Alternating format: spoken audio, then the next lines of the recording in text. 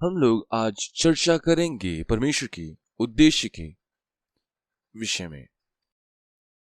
जो कुछ भी इन दिनों में इस संसार में चारों ओर हो रहा है, यह बड़ा अंधकार में है। और जो परमेश्वर पर यकीन नहीं करते हैं और ना यीशु मसीह पर, वे जब इस संसार को देखते हैं तो उसको अंधकार ही नजर आता है। आज हम देख रहे हैं सब कुछ chaotic है। आज लोग बीमार है, वे बाहर नहीं जा सकते हैं। यदि आप संसार को देखेंगे, दो अलग दृष्टिकोण है संसार को देखने का। और पहला है बिना परमेश्वर के। जब आप इस संसार को बिना परमेश्वर के देखेंगे तब ये भयानक लगेगा, ये बहुत डरावना है। परंतु जब आप इस संसार को परमेश्वर के साथ देखेंगे, विश्वास के चश्मे से जब आप देखेंगे, तब ये दुनिया अलग होगी। और अब देखिए, परमेश्वर एक उद्देश्य के साथ है। बाइबल की शुरुआत से जब हम इसे पढ़ते हैं और हम देखते हैं उत्पत्ति उसका पहले अध्याय उसके 26वें वचन में, फिर परमेश्वर ने कहा, हम मनुष्य को अपने स्वरूप के अनुसार अपनी समानता में बनाएं और समुद्र की मछलियों और आकाश के पक्षी और घरेलू पशुओं और सारी पृथ्वी पर और सब रेंगने वाले जंतुओं पर जो पृथ्वी पर रेंगते हैं अधिकार रखे। अब देखिए यहां, अब देखेंगे परमेश्वर यहां स्वयं से बातें कर रहा है। वो क्यों आपस में बात कर रहा है? क्योंकि वो त्रिएक परमेश्वर है। हम इस बात को जानते हैं कि हमारा परमेश्वर त्रिएक परमेश्वर है, पिता, पुत्र और पवित्र आत्मा। अब ये तीनों समान है। अब वे बातें कर रहे हैं, उनका एक सिद्ध सहभागिता है। हमारे लिए हमें मित्र की आवश्यकता है, हमें पास्टर की आवश्यकता है, मुझे ये चाहिए, हमें इसकी आवश्यकता है।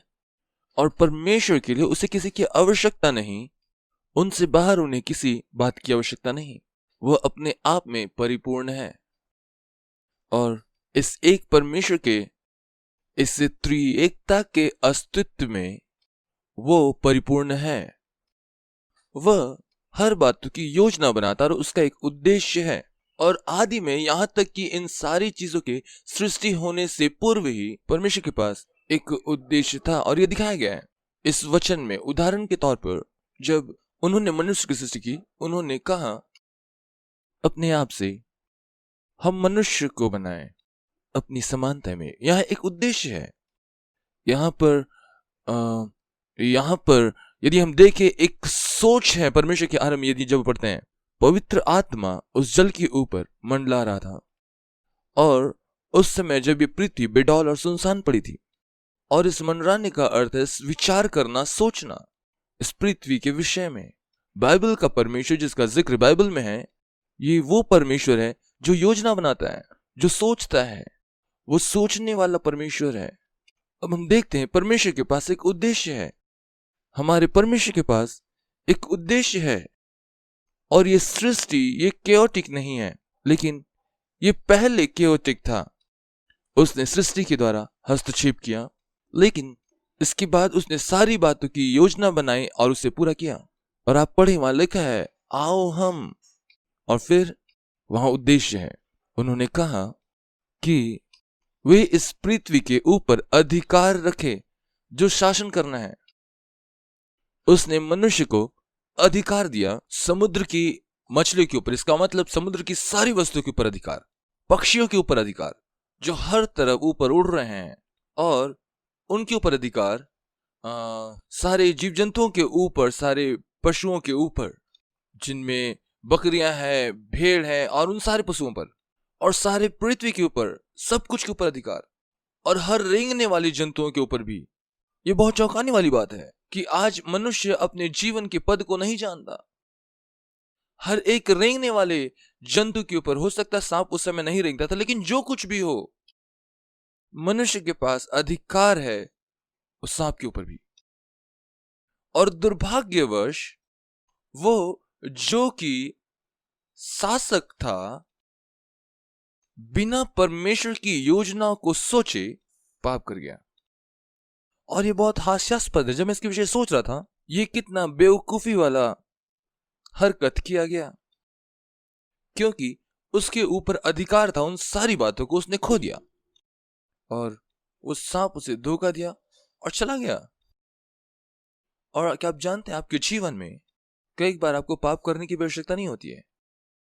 आपको क्रोध की परिस्थिति में आने की आवश्यकता नहीं है, यह ईर्ष्या की परिस्थिति में आना, यह निराश होना, क्योंकि आपके पास शैतान के ऊपर आपको सामर्थ दिया गया है। और परमेश्वर वास्तविक रीति में जब सब कुछ का सृष्टि की और मनुष्य को अधिकार में रखा ताकि मनुष्य सारी बातों के ऊपर शासन करे, अधिकार शासन करना, वो शासन करने के लिए सृजा गया और अधिकार रखने के लिए, और उसने उसे खो दिया और बेच दिया और उन्हीं बातों को किया जिसके लिए परमेश्वर ने उसे करने के लिए मना किया था। जबकि परमेश्वर ने पहले ही कहा जब तुम ये करोगे तुम मर जाओगे, और उन्होंने परमेश्वर पर संदेह किया और उन्होंने उस प्राणी पर विश्वास किया, ना कि सृष्टिकर्ता पर। अब हम इस बात को देखते हैं। अब क्या हुआ कि जब परमेश्वर ने सारी सृष्टि कर लिया और उसके बाद उसने अपने उस सृष्टि को जब उन्होंने देखा और कहा देखो सब कुछ बहुत अच्छा है। 31वां वचन, पहले अध्याय का 31 वचन। तब सांझ हुई, फिर भोर हुआ, इस प्रकार छठवां दिन हो गया। परमेश्वर योजना बनाता है, उसका एक उद्देश्य है। सबसे पहली बात, इस पृथ्वी के लिए उसका एक उद्देश्य है और उसके साथ ही उसके संतानों के लिए जिसे उसने ग्रहण किया योजना है। कईयों ने उसे ग्रहण किया और उसके संतान हो गए और उनको उसने परमेश्वर के संतान होने का अधिकार दिया। और वे जो यीशु मसीह को जानते हैं और उसे अपना उद्धारकर्ता के रूप में ग्रहण किए, अपने जीवन में व्यक्तिगत उद्धारकर्ता माना, ये वे लोग हैं जो उसके संतान बन गए। अब उसके संतानों का एक उद्देश्य है और ठीक उसी प्रकार से जो उसके संतान नहीं है वे विनाश के लिए रचे गए। और हम देखते हैं उसका एक उद्देश्य है। ये सारी पृथ्वी लगातार अंत की ओर बढ़ रही है और इन सारी बातों को पौलुस इस प्रकार से जिक्र करता है मानो कोई स्त्री वो जच्चा की सी पीड़ा सह रहा हो।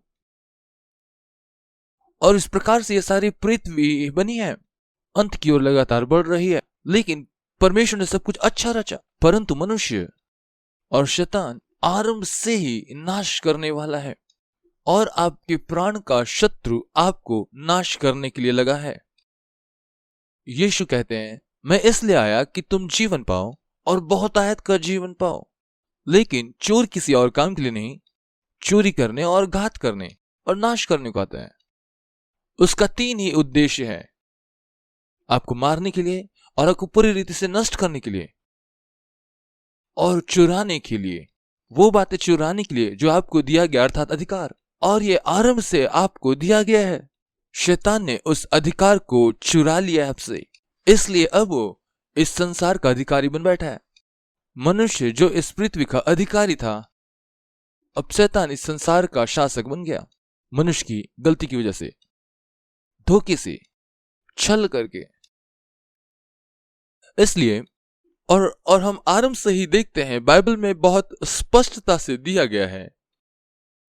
शुरुआत के समय से परमेश्वर के पास एक योजना है। अब हम यूहन्ना में देखते हैं और देखिए वो स्वयं अपनी सृष्टि की ओर नजर लगाता है। यूहन्ना रचित सुसमाचार, और जैसा वो इन बातों को देखता है, जिस प्रकार से वो सृष्टि को देखता है या फिर आरंभ को देखता है, उन्हीं बातों को आज हम देखने जा रहे हैं और वहां से हम आगे देखेंगे परमेश्वर का उद्देश्य। परमेश्वर का उद्देश्य जैसा हम इसमें देखते हैं, पहला यह कि आप नया जन्म पाएं। ये सबसे पहली और सबसे मूलभूत उद्देश्य है, क्योंकि आदम के पाप करने के बाद वो 2 प्रकार की मृत्यु की ओर आगे बढ़ा। पहला जो है वो है शारीरिक मृत्यु, जो हम देखेंगे आने वाला है। हर एक साल आप अपना जन्मदिन मनाया करते हैं। आपका जन्मदिन, आप 1 और साल नजदीक हो जाते हैं अपनी मौत के।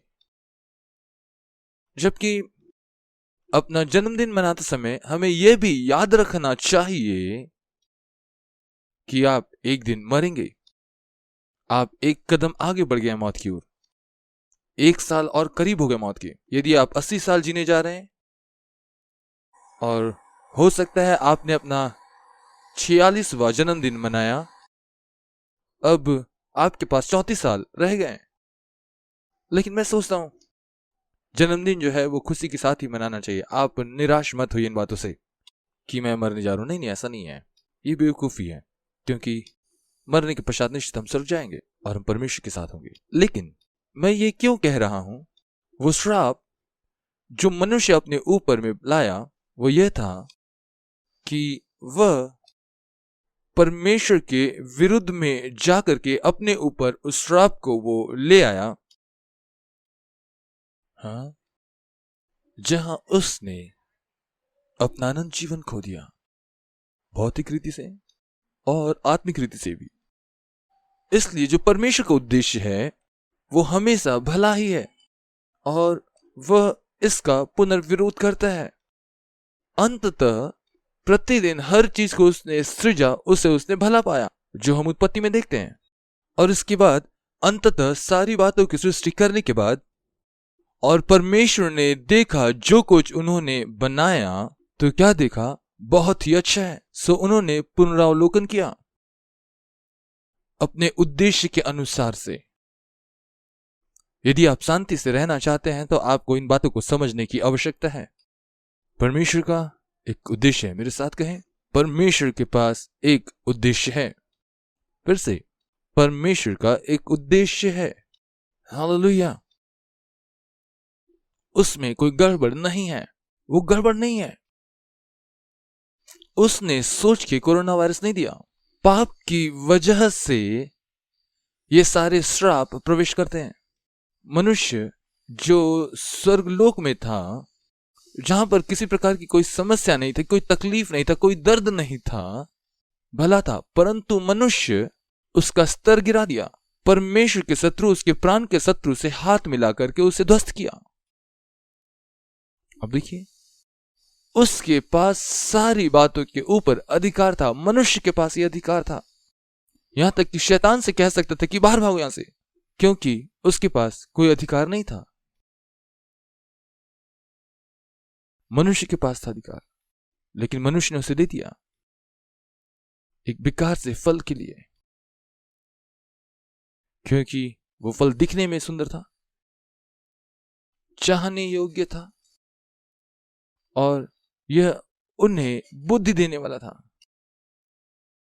और इसके साथ शैतान ने उसे यह भी कहा कि तुम परमेश्वर के तुल्य हो जाओगे। और उसने कहा कि परमेश्वर नहीं चाहता कि तुम उसके समान हो, इसलिए वो नहीं चाहता कि तुम इसे खाओ। आप देखिए, मनुष्य ने विश्वास किया और वह उसी पाप को जो शैतान ने किया आरंभ में, कि वो स्वयं परमेश्वर के तुल्य होना चाहता था, उसने मनुष्य को परमेश्वर के तुल्य हो जाने का ख्वाब दिखाया। वो परमेश्वर के तुल्य होना चाहता था, पहली बात। क्या जो भी हो, परमेश्वर का सबसे पहला उद्देश्य इस पतन के बाद यह था कि आप उद्धार पालें। पाप की मजदूरी तो मृत्यु है, परंतु परमेश्वर का वरदान प्रभु यीशु मसीह में अनंत जीवन है। अब आइए, जैसा कि मैं बता रहा था यूहन्ना के विषय में, वो कैसा इन बातों को देखता है। और जब वो सृष्टि की बातों को देखता है, यूहन्ना ऐसा लिखता है, निश्चय पवित्र आत्मा उसे प्रेरित करता है लिखने के लिए, आदि में वचन था। और जब आप जानते हैं, और वचन परमेश्वर के साथ था और वचन परमेश्वर था, इसलिए आदि में वचन था। और ये वचन क्या था? ये वचन परमेश्वर के साथ था और ये वचन परमेश्वर था। वचन यहां पे वो यीशु मसीह को प्रदर्शित कर रहा है और यीशु मसीह आदि में मौजूद है। उत्पत्ति 1:1 में हम पढ़ते हैं, आदि में परमेश्वर ने आकाश और पृथ्वी की सृष्टि की। और इस समय आरंभ में इससे पहले कि सब कुछ बनाया जाए, वचन मौजूद था और यह वचन परमेश्वर के साथ था और वचन स्वयं परमेश्वर था। इसलिए इस बात को हमें समझना आवश्यक है। क्रिस्टोलॉजी में जिसमें हम मसीह के बारे में पढ़ते हैं, आपको यह समझना जरूरी है, वो समान है। बहुत से लोग आपको सिखाएंगे कि पिता ने पुत्र को भेजा और पुत्र ने पवित्र आत्मा को भेजा, इसलिए इस प्रकार की शिक्षाएं व्याप्त है,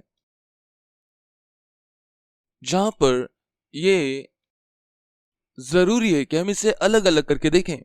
पिता, पुत्र और पवित्र आत्मा अलग, जो भी कि ये तीनों मिलकर एक होते हैं, ये तीनों के तीनों समान हैं। हमारा यकीन यह है, पिता, पुत्र और पवित्र आत्मा ये तीनों समान है, ये परमेश्वर है, वे परमेश्वर है।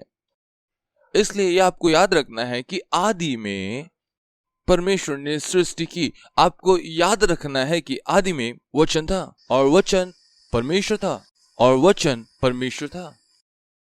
कुलोसियों उसका 1:17, वही सब वस्तु में प्रथम है, उसी के लिए सब सृजी गई। किसके लिए? यीशु के लिए। और उसमें सारी बातें निहित हैं। वह सारी बात को एक साथ थामे रखता है। कब? पहले से, और पहले से अब तक सारी बातों को थामे रखता है।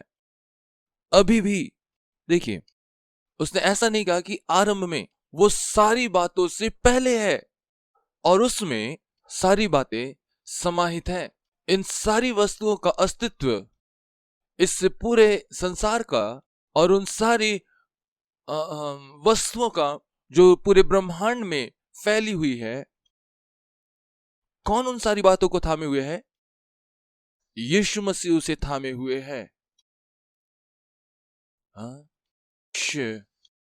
बस साधारण रीति से कुछ बातों को देख रहा है और ये सोच रहा है कि ओ, परमेश्वर साधवानी है। कितना बेवकूफी भरा बात है ये।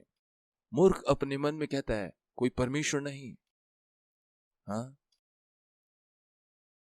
अब जानते हैं, हमारे घर पर एक बिल्ली है और उन लोगों ने मुझे बताया कि उसे सिर्फ गर्म खाना पसंद है। और हमारे घर में जो हमारी इस सहायता करती है, जिसका नाम है रूथ, वो सोचती है बिल्ली को वैसा ही खाना चाहिए जैसा हम खाते हैं। जैसे मछली का मतलब एक पीस, चावल का मतलब ढेर सारे चावल और एक मछली का पीस या 2 पीस। लेकिन बिल्ली के लिए हम अलग मछली खरीदते हैं और उसे सिर्फ मछली चाहिए। ये जो व्यक्ति है, उस बिल्ली को जरा भी पसंद नहीं जब रूथ उसे खिलाती है, क्योंकि हम जैसे थोड़ा सा मछली लेते हैं और उसे खाते हैं और उसके साथ ज्यादा हम चावल खाते हैं।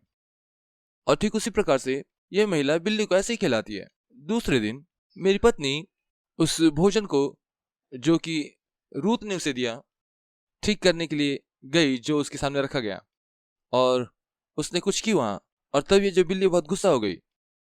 और क्या आप जानते हैं, बिल्ली बोलती है और वो 30 से भी ज्यादा प्रकार से, या उससे ज्यादा मुझे उतने बेहतर रीति से याद नहीं इस घड़ी, उससे भी ज्यादा तरीके से वो मियाओ कह सकती है। और खैर जो भी हो, इसलिए हम क्या करते हैं, यहां तक कि बिल्ली भी जो एक पशु है, उसका अपना चुनाव है। मनुष्य भी चुनाव करता है और मनुष्य भी जो है चुनाव करता है, और वो चुनाव उसे सब कुछ खोने को मजबूर करता है। स्त्री और पुरुष चुनाव करते हैं और वे अपना सब कुछ खो देते हैं, लेकिन इसके बावजूद भी, लेकिन उन्हें एक साथ बनाए रखता है, वो है यीशु मसीह। सारी बातों को वो थामे रहता है एक साथ रखने के लिए। और इसके बाद यूहन्ना 17:5, और अब हे पिता, तू अपने साथ मेरी महिमा उस महिमा से कर जो जगत के होने से पहले मेरी तेरे साथ में थी। वो परमेश्वर जो यीशु मसीह है, महिमा से पूर्ण है, और उसने उसका समर्पण किया पिता की मर्जी के अंतर्गत और धरती पर आया। ठीक है, अब आदि में का मतलब उत्पत्ति के पहले, उससे परे। आदि में वो परमेश्वर के साथ था। दूसरा वचन यूहन्ना 1 उसका 2। वचन यह एक भाव है जो परमेश्वर पर लागू होती है। इन दोनों ही स्थानों में सृष्टि के पहले, आदि में, सृष्टि के पहले, आदि में का अर्थ है संसार के बनने से पहले, उस समय जब कुछ भी अस्तित्व में नहीं था। आदि में का यही मतलब होता है। इसका अर्थ है वचन का अस्तित्व था इस पृथ्वी के सृजे जाने से पहले, और ये जो अस्तित्व था ये परमेश्वर में था और वो परमेश्वर था। हालेलुया! ये बहुत अद्भुत है।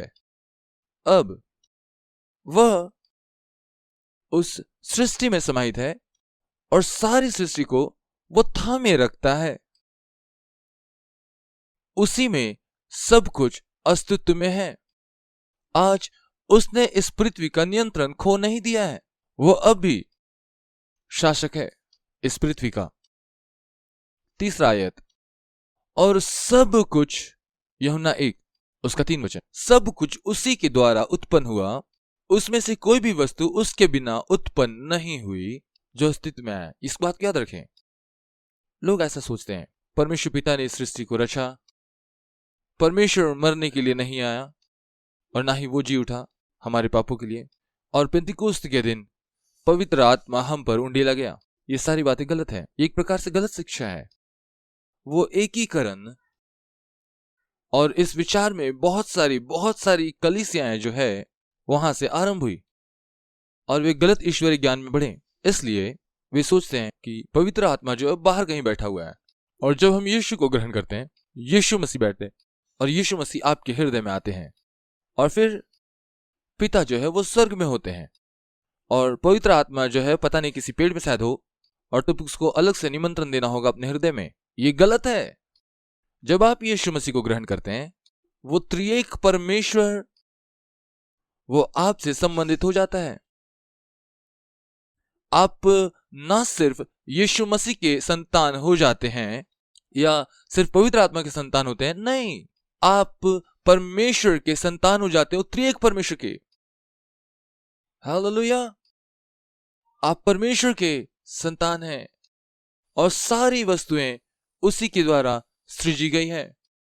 जिस बात के द्वारा ये सारी सृष्टि पूरी की गई है वो सब कुछ यीशु के द्वारा हुआ, और उसके बिना कुछ भी चीज ऐसी नहीं जो सृजी गई है। यूहन्ना 5 उसका 26, क्योंकि जिस रीति से पिता अपने आप में जीवन रखता है, उसी रीति उसने पुत्र को भी यह अधिकार दिया कि अपने आप में जीवन रखे। वे तो अस्तित्व में है, पहले से अस्तित्व में है, वर्तमान में अस्तित्व में है और सदा काल के लिए अस्तित्व में रहेंगे और अनंत काल तक अस्तित्व में होंगे। और यह जो है परमेश्वर के वचन का समझ है कि सृष्टि किस प्रकार से हुई और हम क्या हैं और क्या कुछ होंगे। यूहन्ना 3 का 19, और दंड की आज्ञा का कारण यह है कि ज्योति जगत में आई और मनुष्य ने अंधकार को ज्योति से अधिक प्रिय जाना, क्योंकि उनके काम बुरे थे। अब देखिए, परमेश्वर अपने पुत्र को भेजता है और फिर वो संसार की ज्योति है, और लोग अंधकार को पसंद करते हैं क्योंकि वो नहीं चाहते कि उनके पाप उजागर हों। उन्हें बुराई पसंद है। मैं आपसे कुछ पूछना चाहता हूं, हर घड़ी जब आप पाप करते हैं, यदि आपको झटका लगे, हाँ, मान लीजिए जैसे आपने अपनी उंगली को प्लग में डाल दिया हो, कल्पना कीजिए हर घड़ी जब आप पाप करते हैं और उस समय ऐसा लगे मानो अपने हाथ प्लग में डाल दिया और क्या होगा? आप पाप करने से डरेंगे। हाँ, आप पाप करने से डरेंगे, लेकिन पाप अच्छा लगता है, पाप सुकून लग रहा है, पाप जिसे आप पसंद करते हैं, आप आदत में पड़ गए हैं पाप करने के। अब जानते हैं अधिकांश लोगों का पसंदीदा पाप क्या है? और वो एक ऐसा पाप है जो हम बिना सोचे इसे कर गुजरते हैं जब हम निराश होते हैं या निराशा के समान होते हैं। मानो ऐसा है कि वो मौका ढूंढ रहे हो निराश होने का। हाँ, कुछ लोग सोचते हैं मैं कौन हूं, क्या करना है।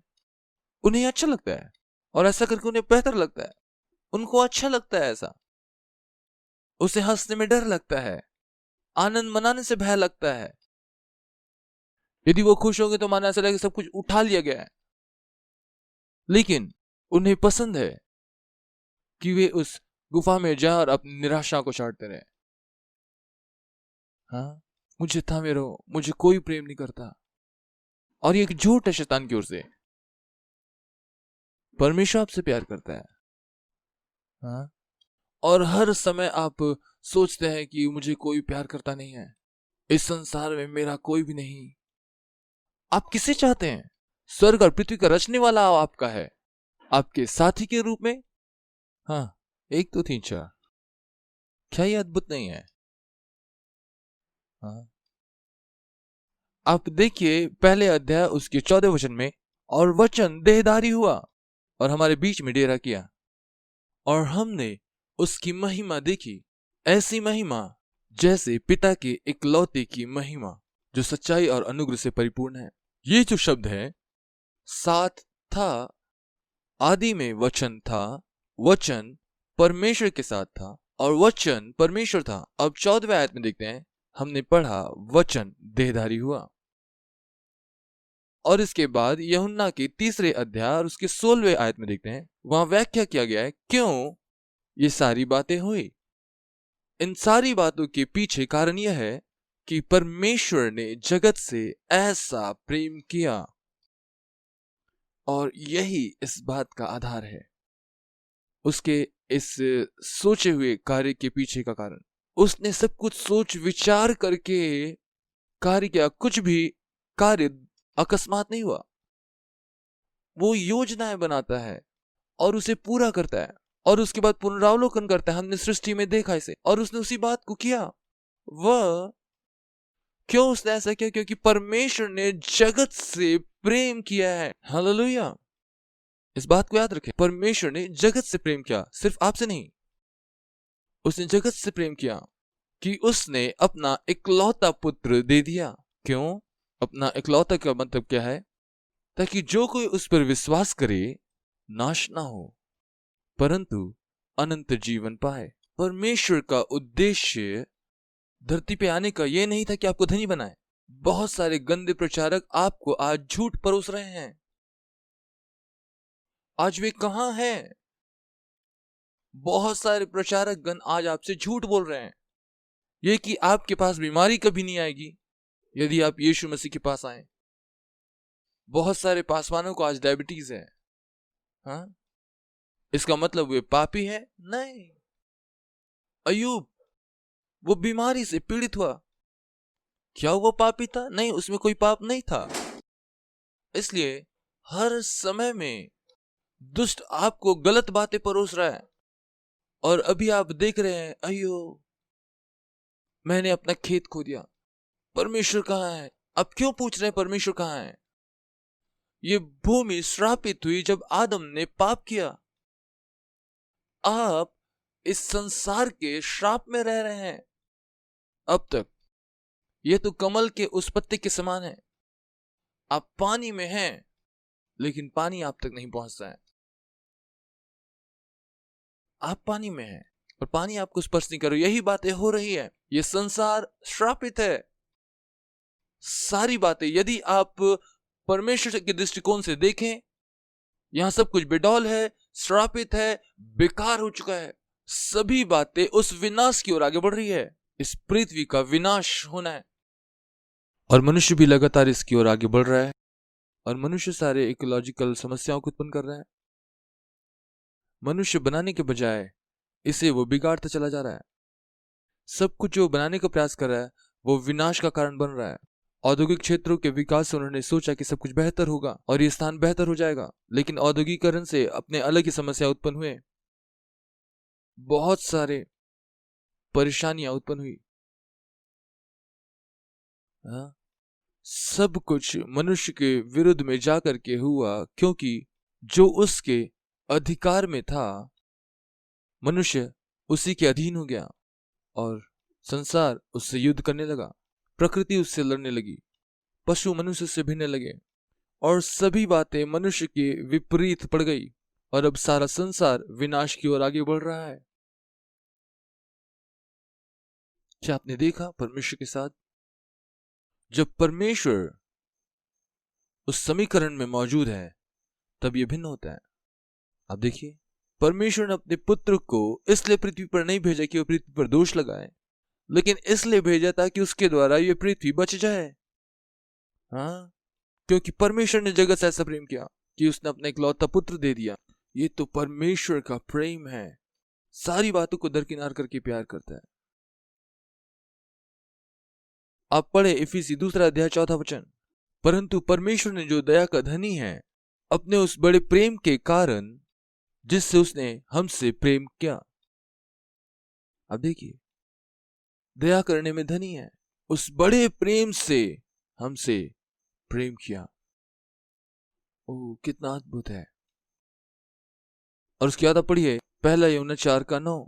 जो प्रेम परमेश्वर हमसे रखता है वो इस बात से प्रकट हुआ, प्रकट होने का मतलब जो दिखाई दिया, बाहर उजागर होना, हम पर प्रकट हुआ कि परमेश्वर ने अपने इकलौते बेटे को भेजा, इकलौते बेटे इस जगत में भेजा ताकि हम उसके द्वारा जीवन पाएं। इसलिए हमारा जीवन यीशु मसीह के द्वारा से है।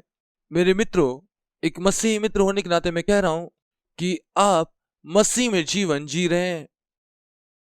आपका जीवन मसीह में है, जीवन मसीह में है। हाँ, इसलिए हम उसके द्वारा जीवन जीते हैं। हाँ, इसलिए जो उद्देश्य है, फिर से एक बार, पहला उद्देश्य परमेश्वर का बड़े उद्देश्य के साथ इस पृथ्वी को बनाने के बाद और उसमें सब कुछ बनाने के बाद और सारी बातों की सृष्टि करने के बाद उस परमेश्वर का जो उद्देश्य है वो मनुष्य का छुटकारा पाप से और उद्धार आपको दिया गया। यदि आपने यीशु मसीह को ग्रहण नहीं किया अपना व्यक्तिगत उद्धारकर्ता के रूप में, उसे अपना ले। यह आपके लिए एक अवसर है, क्योंकि जितने लोगों ने उसे ग्रहण किया उसने उसे परमेश्वर के संतान होने का अधिकार दिया। जो मेरे वचनों को मानता और उस पर विश्वास करता हो उसमें अनंत जीवन है। उस पर अब कोई दंड की आज्ञा नहीं है, मृत्यु से छुड़ा लिया गया है। इसलिए परमेश्वर का पहला उद्देश्य वो यह है कि आप उद्धार पा जाएं।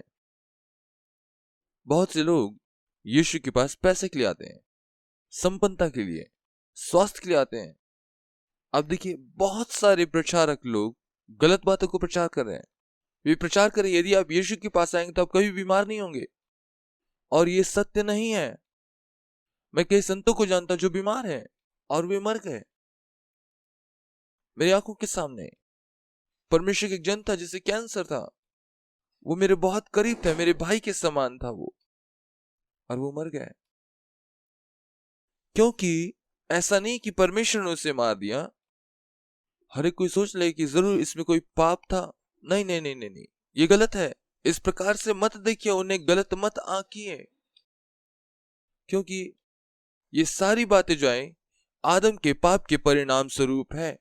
जब पाप इस पृथ्वी पर आया, शैतान को वो अधिकार प्राप्त हुआ और उसका उद्देश्य चोरी करना, घात करना और नष्ट करना ही है। और इसलिए जब वो इस दुनिया में शामिल है तब उसके वजह से बीमारी है, दुख है, दांतों का पीसना और चिल्लाना है और निराशा है, और ये सारी बातें संसार में होती है। परंतु आपको याद रखना चाहिए कि ये दुनिया, जब तक हम यहां पर बने रहेंगे, यहां तकलीफ होगी। दुख या पीड़ा इस दुनिया का एक भाग है। परेशानी का एक स्वरूप सुखाड़। जब भारत की बात आती है, सूखा या अकाल सबके लिए है। कोरोना वायरस जो है वो पास्टर के लिए है, ये कलीसिया के लिए है।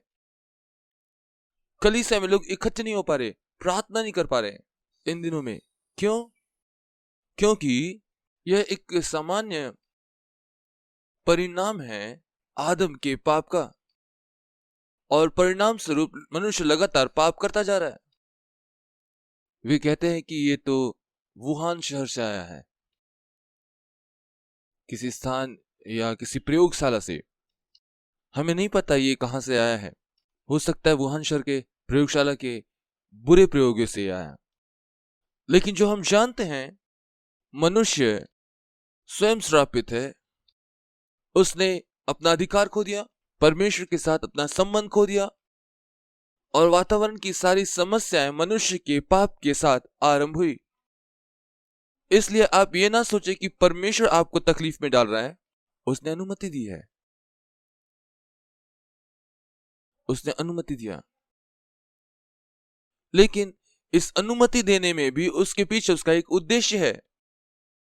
उस उद्देश्य को देखें। जब आप उस जय की ओर बढ़ेंगे या हार की ओर, उस बीमारी से या उस नरक से, इन सारी बातों का एक उद्देश्य है जो परमेश्वर आपके जीवन में लेकर आता है। आपके जीवन में परमेश्वर का क्या उद्देश्य है?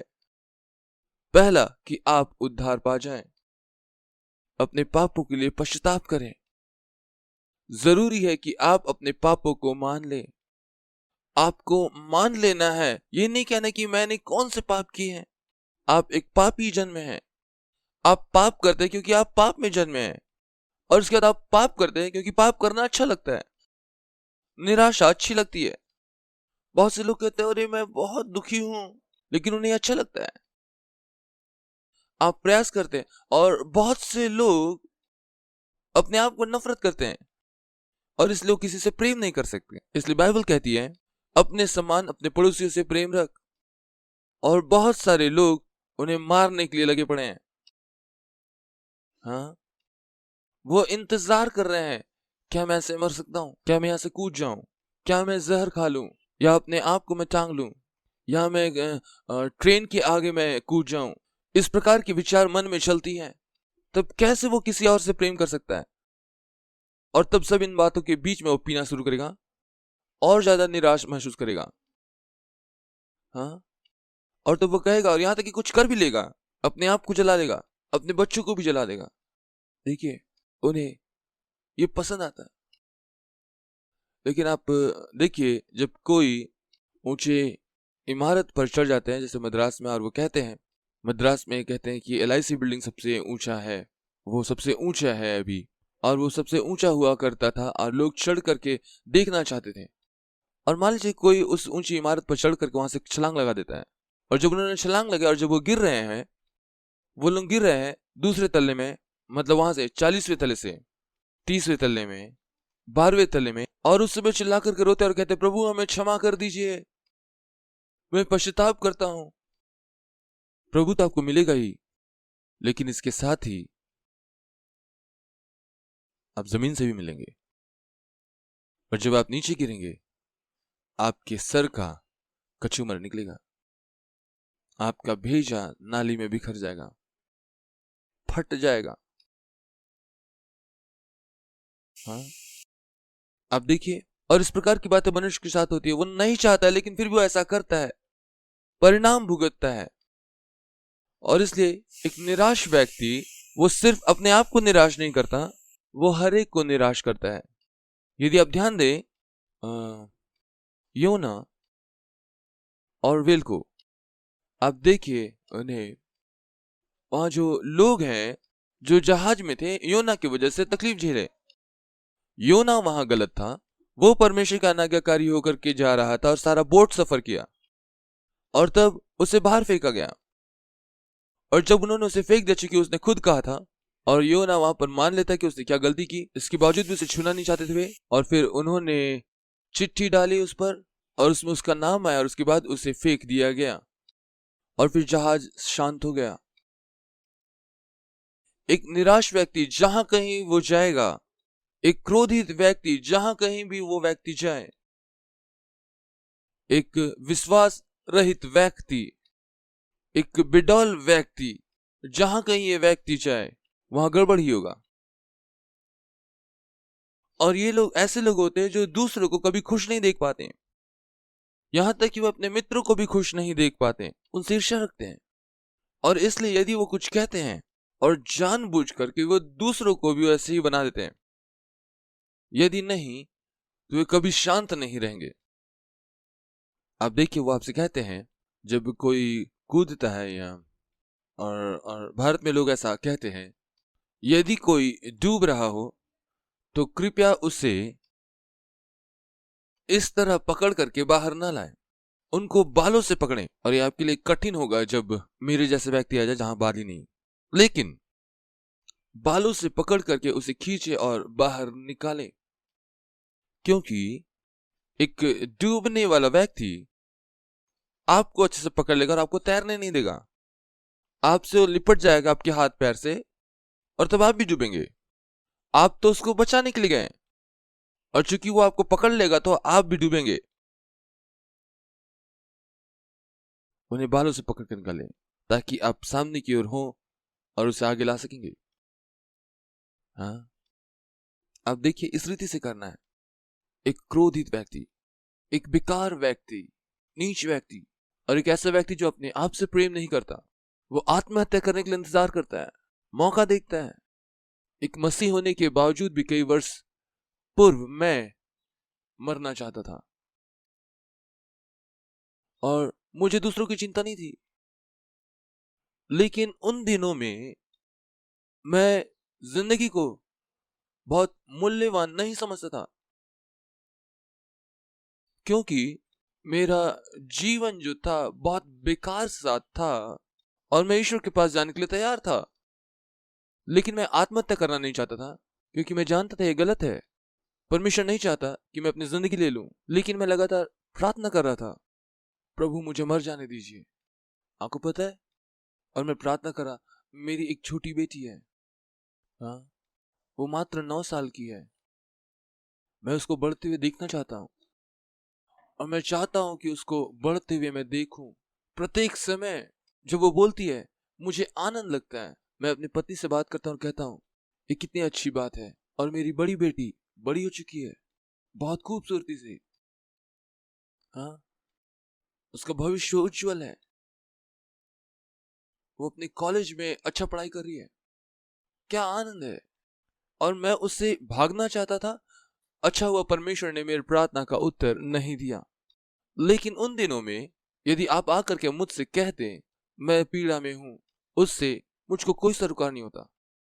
तो क्या हुआ, मैं भी तो पीड़ा में हूं, उसकी आज्ञा मान, उसके पीछे हो, मैं तो ही कर रहा हूं। मेरे हृदय में, मैं आपको नहीं बताऊंगा क्योंकि मैं एक बेहतर इंसान होना चाहता हूं, लेकिन मेरे मन में इस प्रकार की भावनाएं थी, परंतु बदल गया। परमेश्वर ने इसे बदला, उसने मुझे नया जीवन दिया। हालेलुया। वो आज के दिन आपके जीवन में उद्देश्य दे रहा है।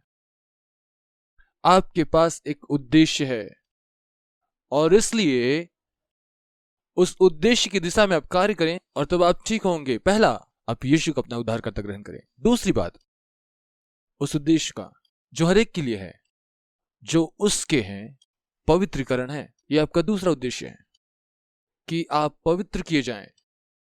वो हमें चाहता है। देखिए, बहुत से लोग यीशु को ग्रहण करते हैं और वे बपतिस्मा लेते हैं और उसके बाद कहते हैं ये पर्याप्त है, या फिर पवित्र आत्मा में होकर के कुछ बातों का अनुभव करते हैं।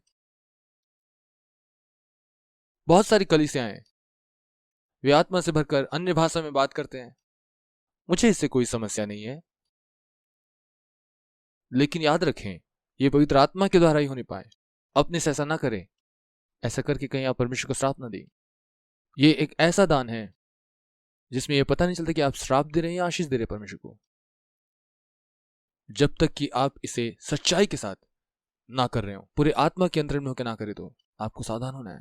क्या जो भी हो, यह मैं आपको डरा नहीं रहा हूं, लेकिन सावधान होना है। यह जो है कि हम पवित्र आत्मा में, या पवित्र आत्मा हमें दिया गया है कि वह हमें शुद्ध करे। कितनी खूबसूरत बात है ये। वह अनुग्रह के द्वारा आप बचाए गए। ये कर्मों के कारण नहीं कि कोई उस पर घमंड करे, यह अनुग्रह के द्वारा हुआ, विश्वास से।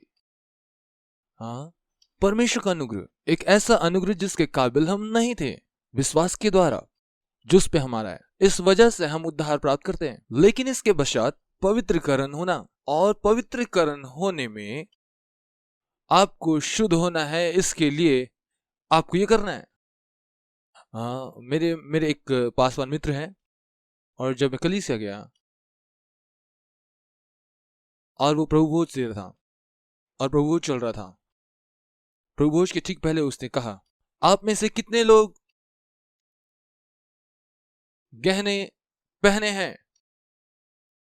आप में से कितने लोग अपने बालों में फूल लगाए हैं? यदि आप अपने गुनाहों का अंगीकार नहीं करें तो इस मेज पर ना आए, अन्यथा आप मर जाएंगे। मैं सोच रहा था, ये परमेश्वर, ये क्या आदमी है? ये व्यक्ति यहां पर फूल और गहने के विषय में बातें कर रहे हैं, लेकिन ईर्ष्या के बारे में क्या बात है? विश्वास के विषय क्या बात है? विश्वास की कमी, ये एक बड़ा पाप है। झूठ बोलने के विषय में क्या बात? ये व्यक्ति इन सारी बातों को भूल गया और सिर्फ इस विषय में कह रहा है कि यदि तुमने गहने पहने हैं या फूल लगाए, हो सकता आपकी कलीसिया में दो अलग अलग बातें हैं, एक कलीसियाई सिद्धांत और बाइबल के सिद्धांत। कलीसिया का सिद्धांत जो आपकी कलीसिया में सिर्फ है, और यह सिर्फ आपके लोगों के लिए, आपके कलीसिया के लिए एक समुदाय के रूप में आप फूल नहीं लगाते, क्योंकि शायद आप ये सोचते हैं ये गलत है कुछ कारण से। हो सकता है कोई सही कारण भी हो, हमें नहीं मालूम, लेकिन इसका यह कतई मतलब नहीं कि यह विश्व स्तरीय बाइबल का कोई सिद्धांत है कि आप फूल ना लगाएं। लेकिन अन्य सारी बातों को भूल गया। क्या सिर्फ यही बातें पाप है जो आपको अंगीकार करना है? इसलिए हो नहीं पाए कि पवित्र आत्मा आपको कायल करे आपके पापों के विषय। ये पवित्र आत्मा है जो लोगों को उसके पाप के लिए कायल करता है, और पवित्र आत्मा आपको कायल करे। और फिर जो ये पवित्रीकरण है, ये आपका काम नहीं है, ये काम पवित्र आत्मा का काम है, जो आपके भीतर काम करता है और बताता है कि आपको क्या करना है। पवित्र आत्मा काम करता है, इसलिए आपका इसमें जो सहयोग होना चाहिए वो कि आप समर्पण करें परमेश्वर के वचन के प्रति और पवित्र आत्मा की अगुवाई के प्रति। जितना ज्यादा आप अपने आप को अधीन करेंगे परमेश्वर के वचन के प्रति, परमेश्वर के वचन के अनुसार से जीवन जिएंगे और पवित्र आत्मा के अधीन होंगे, उसकी अगुवाई में चलेंगे परमेश्वर के वचन के द्वारा, तब आपके साथ क्या होगा? और उस प्रक्रिया में आप पवित्र किए जाएंगे। और वो प्रक्रिया जो आप में पहले ही आरंभ कर दिया गया है जब आपने यीशु मसीह को ग्रहण किया। हालेलुया! ये कुछ ऐसा नहीं जो अपने आप हो जाता है बाद में। जिस समय आप यीशु को ग्रहण करते हैं, आप पवित्र किए जाते हैं, आप नया जन्म पाते हैं। हालेलुया! अब और आप नरक नहीं जा रहे हैं, और वो उद्धार आपसे दोबारा छीना नहीं जाएगा। कोई भी बात हमें परमेश्वर के प्रेम से जुदा नहीं कर सकती। वो आपको अपने हथेली में रखता है। आप परमेश्वर की आंखों की पुतली हो जाते हैं। आपके आंखों में जो ये काले रंग की पुतली है, उस भाग को पुतली कहा जाता है। हाँ, और कुछ की आंखों में वो काला होता है, कुछ के में भूरा होता है, कुछ के में नीले रंग का वो होता है, और आप परमेश्वर की आंख की पुतली हो जाते हैं। आप बहुमूल्य हैं, बहुत कीमती हैं। पहले उसने आपसे प्रेम किया क्योंकि परमेश्वर ने जगत से प्रेम किया, और उसके संतान हो जाने के बाद और आपके प्रति उसका प्रेम और बढ़ जाता है। वापस आप उससे प्रेम करते हैं। यदि तुम मुझसे प्रेम रखते हो तो मेरी आज्ञाओं को मानोगे। इसलिए इसमें हम जानते हैं कौन मसीह और कौन मसीह नहीं है। क्यों? क्योंकि वे उनसे प्रेम करते हैं। ये एक संबंध है, और इस संबंध में आप बढ़ते हैं। आप बढ़ते हैं इस संबंध में। आप अपने आप को परमेश्वर के अधीन करते हैं और उसके वचन के अधीन होते हैं। पहला कुरिन्थियों का 1:2। परमेश्वर की उस कलीसिया के नाम जो कुरिन्थ में है, अर्थात उनके नाम जो मसीह यीशु में पवित्र किए गए हैं। इस व्याकरण को याद रखें, पवित्र किए गए। यहां ऐसा नहीं है कि पवित्र किए जाएंगे, लेकिन पवित्र किए गए जब आपने मसीह को ग्रहण किया। आपके सारे पाप आपसे दूर कर दिए गए। आप जानते हैं, आप शैतान से कहे, और बहुत सारे लोग इस बात को जानते तक नहीं है। आपके भूतकाल के पाप, वर्तमान के पाप और भविष्य के पाप, वे सब यीशु के द्वारा समाप्त हो गए हैं।